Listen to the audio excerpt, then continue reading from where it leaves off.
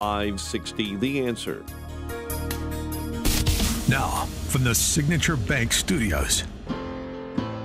Insert Democrat socialist here. Runs the Democratic House floor for 30 plus years running. He's promising this and he's stealing that.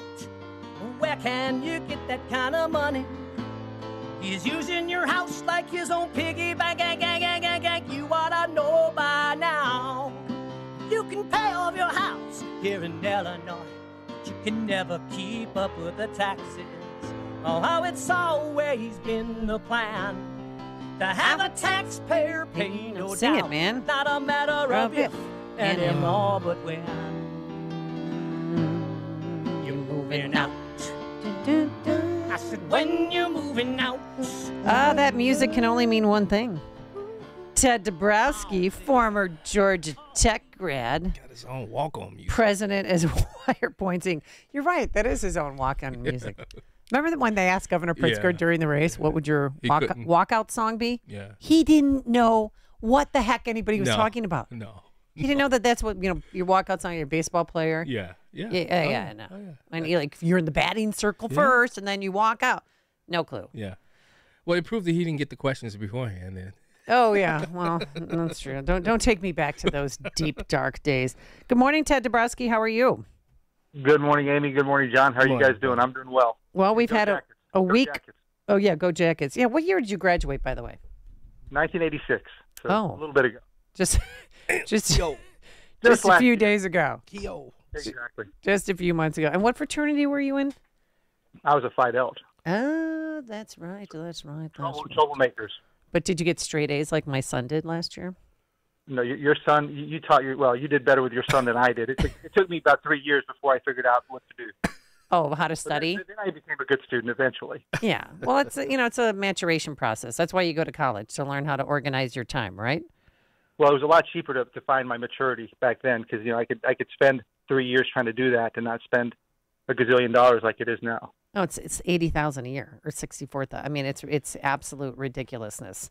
But we're not here to talk about that. Ted Dabrowski, the upcoming DNC convention. Do you see an open convention, a brokered convention? Well, I know that everybody's lining up with Harris, and kind of reminds me back of the days when Irvin became a candidate here in Illinois, and everybody lined up behind him. But it was a little premature and a little too fast. And I think that's what's happening with Kamala Harris. But, she seems to have the backing. She's got all her opponents are backing her now. So she should be fine. But then again, I leave things open, man, because it's a crazy world right now. And you never know what can happen. And, could they dump her? Could somebody try to come in?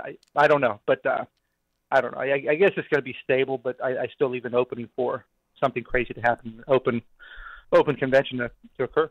Now, why did it take so long for Governor Pritzker? He, hailed Biden as a hero for stepping down instead of them provoking or getting the 25th Amendment. Either make it easy or you make it hard. But he still has not come out. I mean, he's publicly supported her, but he still has not gone on camera and said, "I want Kamala Harris to be the next president of the United States." Do you think we'll see that? Because Whitmer's come forward, Shapiro from Pennsylvania, but not Pritzker. Well, I think it's pretty obvious why he didn't immediately, because this was the opening he's been waiting for. I think he's a really smart guy. I give him a lot of credit for that. He knew that at some point Biden would step down, and so that was at some point Pritzker's opportunity to have a chance at becoming a nominee. But the problem is that everybody coalesced around Harris so quickly that he got left out. Right, he was waiting for a whole day, so. He finally had to do so, but I think he still has his eyes open on that opportunity. It just might be being shut right in front of him.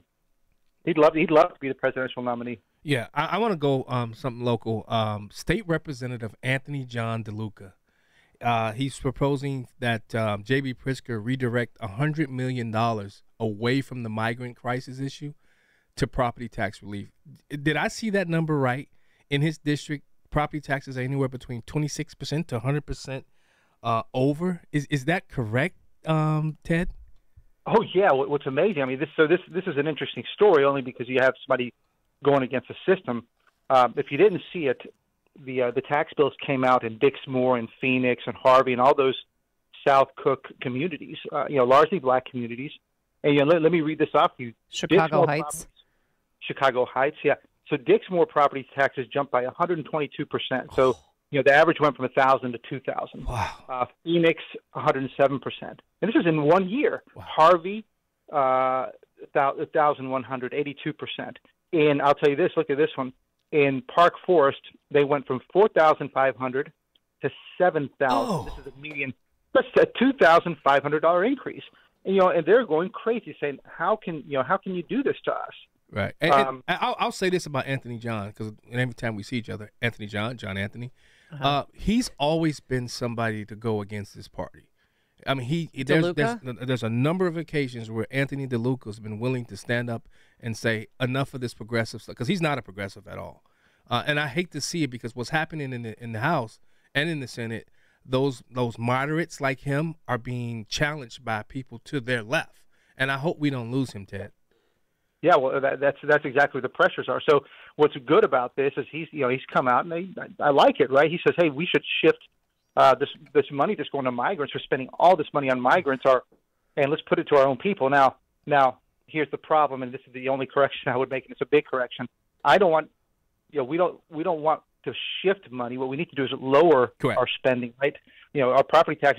We don't have the money to shift around. What we need to do is stop spending money, one, on illegal immigration. And then two, we got to give property tax relief, and that means all kinds of reforms. We put out a piece on how much superintendents and schools are getting paid right now. Ridiculous. In those same communities, right? So you got the guy from Dalton. He's got a $422,000 salary. Yeah. Right, and only 14% of black kids can read. So you need the reforms. I agree. But I do like that DeLuca stood up.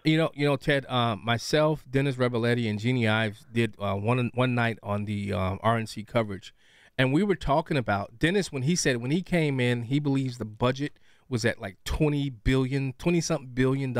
I know my first budget, I believe it was 32 billion, and now the budget is now 53. Is it $53.1 billion? How does the voters of Illinois stand for something like that? When is enough enough? Well, the thing is, we don't do a good enough job. Our side, let's call it our side, doesn't do a good enough job of telling voters exactly what happened. First of all, Pritzker turned around and gave a lot of that money back to the voters, right? In his unions and in salary hikes and benefit hikes and all that stuff. So that's how you appease one side of it.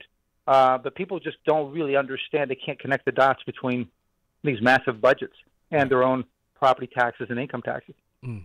Well, wow. It's on us to do a better job of communicating that to the public. I agree. Well, I have a little bit of sad news on my property, because my neighbor, there's only 2 A-frames on our street left because everything else was a tear down and they built McMansions. So my neighbor, with the same square footage that I have, put in a beautiful full bath in the basement and a bedroom, and now I'm paying for it because my taxes in the next 3 years are going to go up $9,531. Yeah. Wow. Yeah, I don't have that kind of cash. Yeah. Well, and normally it might be good if your property values went up a lot with it, so that way one day when you sell. But if you've seen the work we've done, Illinois lags the entire country in increases in property values. So you're paying more taxes, but your property values aren't keeping up. Yeah, I want to talk about something that's local, but also something that's national. Tale of two worlds. Joe Biden put out a tweet about Sonia Massey and being shot by the officer, but I didn't see a tweet going out about the postal worker that was shot while she was doing her job. Yeah. I mean, talk about the hypocrisy. We both know why, because one fits the agenda, the other doesn't fit the agenda. One, she's shot by a white person. The other is shot by another black person. Right, Ted? Yeah. Well, I guess we're used to that hypocrisy, but they leverage the hell out of it. They'll play the hell out of it. Ignoring the fact. This is for me even more important, is that they'll play that game. But when you look at all the victims in the South Side and West Side, they all tend to be black and Hispanic. 80 to 95% of victims are black or Hispanic, and yet they don't care about it, right? If it's not politically in their favor to talk about it, but yeah, when it's the other way around, they jump all over it. Wow. And also, I don't know if you heard this, but remember the two guys that were drag racing on Cicero Avenue? They're speeding up to 100 miles per hour, and they hit a tourist who was here visiting. They got probation. But I kept thinking, my God, if they had a big gulp on them, because that guy who threw the big gulp at Kim Fox that had root beer in it, he's been charged with 2 felonies, and these guys are on probation, and they killed somebody.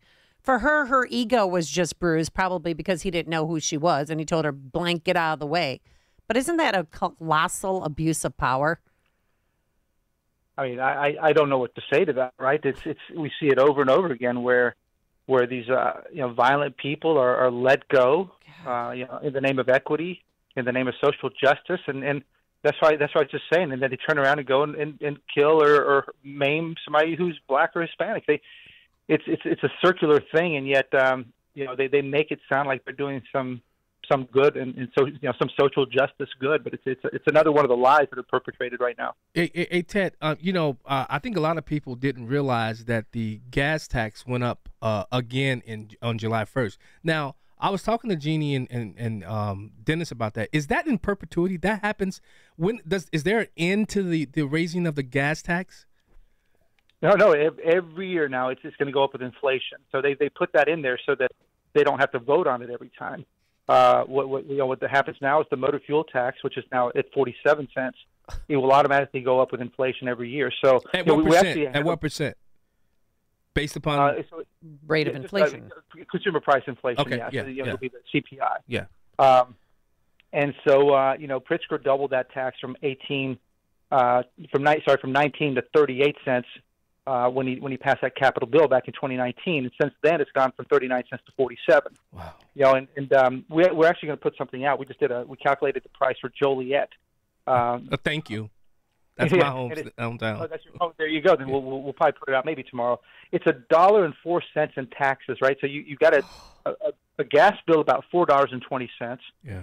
And on average in Illinois, and you pay $1.04 in Joliet between state, federal, and then DuPage and I'm sorry, that's Will and Joliet city taxes, and Kendall County. Because you can't in the city now. All of a sudden, boom, it's $5 a gallon again.